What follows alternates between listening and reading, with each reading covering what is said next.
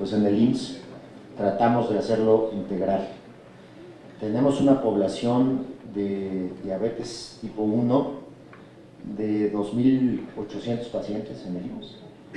Tenemos de 0 a 4 años 966 y de 5 a 9 1.817 pacientes.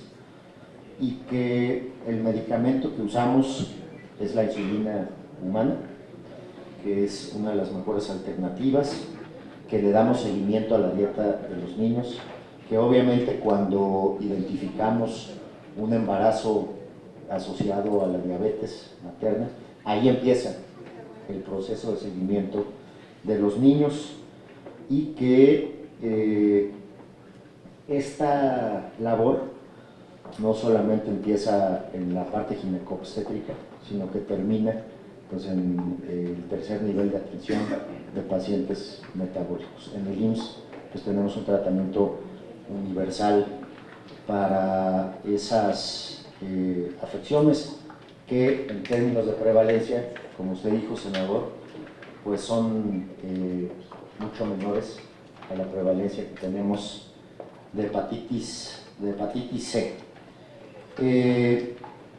Al senador Jorge Toledo, ya no está por acá, pero decirle que seguramente lo está viendo por el canal del Congreso, que sí estamos viendo directamente con el gobierno de Oaxaca y con el gobierno de transición oportunidades para incrementar la penetración del servicio, vamos a adicionar en Oaxaca, aquí me pasaron el dato, ya tenemos 8 unidades médicas móviles y vamos a adicionar este año, por instrucciones del presidente Enrique Peña Nieto, 6 unidades móviles más. Y estamos viendo con Prospera un hospital en Tlaxiaco. Tlaxiaco es uno de los hospitales que quedaron inconclusos. Y ahí, muchas gracias, y ahí podríamos buscar, nosotros tenemos un hospital en Tlaxiaco de 40 camas, este hospital es de 60. Si ellos lo terminan, podríamos buscar que ese fuera pues, un hospital que pudiéramos compartir. Ese es el mensaje para el senador Toledo. Pues sí, senador Orihuela, muchas gracias por los comentarios. Traemos un crecimiento en el empleo, en términos nacionales anualizados, del 4%, afortunadamente. 4,1% después del anuncio de ayer del presidente de la República. ¿Qué se está haciendo para atender la demanda y la presión en el servicio? Yo lo que le digo a todos mis delegados y doctores, si no aprovechamos al 100% los hospitales, no vamos a tomar decisiones de construir nuevos. ¿Y cuál es la intuición de esto? Que las medidas del decálogo que instruyó el presidente de la República van precisamente a utilizar con eficiencia los hospitales. Si teníamos personas que estaban esperando 2 días en el primer nivel de atención para ser atendidas, era porque los procesos que estábamos implementando pues no eran los adecuados, que si había espacios en las agendas de los doctores, había que aprovecharlos. Con el módulo Unifila, senador Orihuela, pasamos de 2 días a 75 minutos para atender a los pacientes. Sí había espacio, ahora voy a la parte de infraestructura, pero sí había espacio. En urgencias teníamos una gran área de oportunidad para hacer mucho más rápido el ingreso de los pacientes. Antes, lo que se hacía era primero revisar la derechohabiencia y luego ingresar al paciente. Hoy, y lo he constatado en las más de 70 giras que he tenido la fortuna de hacer, cuando entra el paciente, le damos un ticket con un sello electrónico, y ahí empieza a correr el cronómetro. Y sabemos perfectamente cuánto se tarda en llegar al triage. Y si es amarillo, cuánto se tarda en la sala de espera. Y si es rojo, obviamente sabemos que entró al área de choque y si es verde, sabemos o que regresó a casa o que tiene una consulta en el primer nivel. El tema de las referencias. No podíamos permitir que se usara al paciente como gestor de la cita. Iba a la unidad médica familiar el paciente y se le decía, vaya usted al hospital, consiga su cita y regrese aquí para que se la registremos. Se tardaban de 2 a 7 días. Hoy con el IMSS Digital estamos dando en 30 minutos la cita y más o menos pasan entre 7 y 10 días hábiles para que esa cita se lleve a cabo. Otro problema que teníamos, y yo creo que el central en la administración de hospitales, era nuestra gestión de camas. No podíamos permitirnos tener el hospital al 75%, con 25% camas vacías que duraban un día vacías, más de un día, porque entonces no estábamos aprovechando al 100% el hospital. A partir del programa de gestión de camas, estamos haciendo por piso, por hospital, 5 rondas diarias. Lo vi en el hospital de Charo, en Morelia, Michoacán, se están tardando 40 minutos. ¿Y qué pasa? De inmediato se normaliza el área de urgencias, porque en urgencias es donde está el nudo. Si no hay camas, urgencias está al 250%, está al 300%. Y hoy, afortunadamente, en los hospitales más demandados del país, los servicios de urgencias están afortunadamente abajo del 100%. ¿Qué más? Otra área de oportunidad. ¿Por qué no programa cirugía el fin de semana? Pues tomamos el reto junto con el sindicato y estamos hoy ampliando cirugía de ortopedia y trauma. Fin de semana ya llegamos casi a las 5,000. Lo que sabemos es que tenemos un poder predecible de hacer 160 cirugías a la semana, con cargo a otro costo.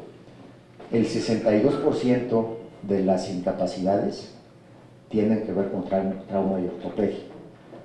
Vamos a cerrar más o menos el año con un ahorro en incapacidades de 1,000 millones de pesos respecto al año pasado, precisamente por este tipo de acciones. También mantener, senador, el abasto. ¿Qué estamos haciendo para mantener el abasto? Estamos teniendo, los compañeros que estamos aquí sentados, reuniones semanales, ojalá fueran mensuales. Reuniones semanales donde vemos 3 cosas. Cómo está el nivel de inventario, de tránsito, de farmacia y de almacén. Más o menos un inventario óptimo tiene que andar por ahí del mes y medio. Cuando baja o cuando sube, tenemos un problema. ¿Cómo está el nivel de negativas de medicamentos? Tenemos capacidad de saber en qué farmacia, en qué hospital se negó una insulina o un medicamento, sea cual sea. Y en ese momento tenemos la capacidad de ver qué pasó con esa queja.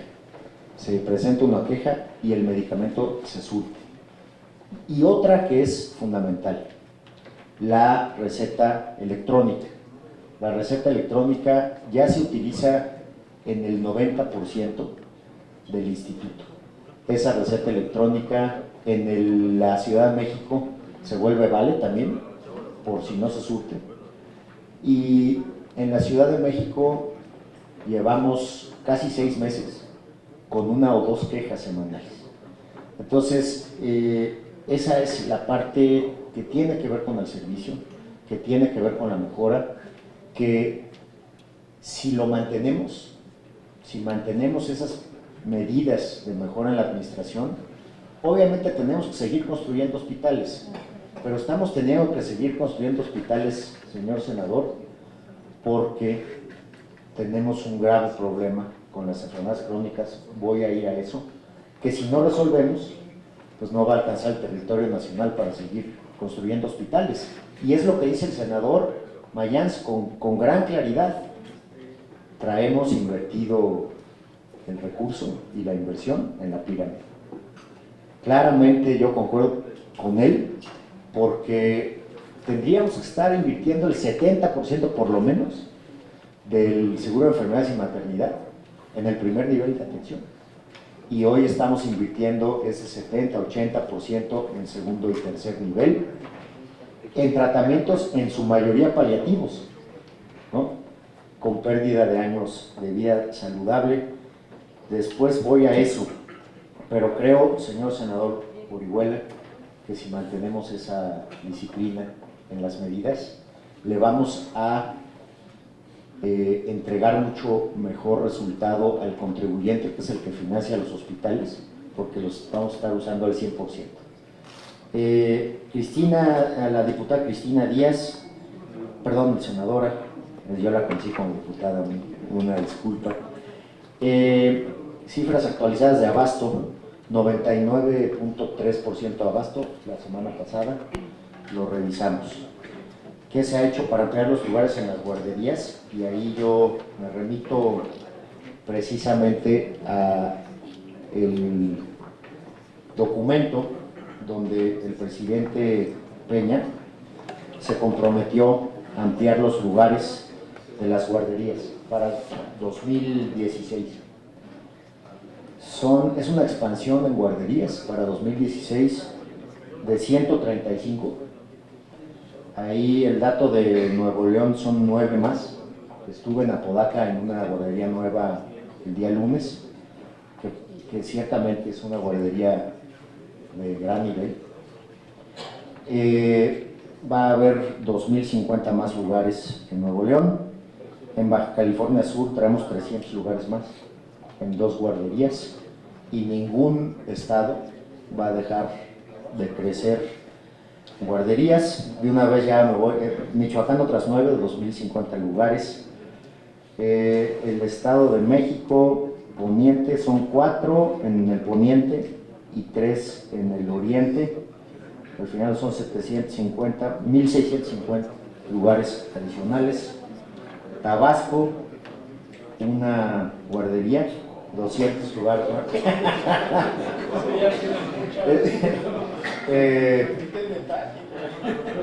No, y desgraciadamente ahí, senador, pues desgraciadamente en Tabasco hay una contracción de empleo más o menos del 4%, ¿no? Derivada de la contracción de la factura petrolera. Pero obviamente eso nos indica que pues se están haciendo muchos esfuerzos. Después voy al tema de los hospitales. Al senador Isaías González, pues sí, vemos una reforma en el ámbito sindicalista pues muy ambiciosa que presentó el Ejecutivo Federal, que felicitamos pues el ánimo con el cual ustedes la recibieron, la tomaron, y que yo estoy de acuerdo que al ser el sindicalismo cada vez más libre y cada vez más abierto, pues vamos a tener cada vez más demandas, ¿no? Y las demandas las tenemos que enfrentar con más obras y con más intercambios. Y ahí retomo el tema del intercambio de servicios. El presidente de la República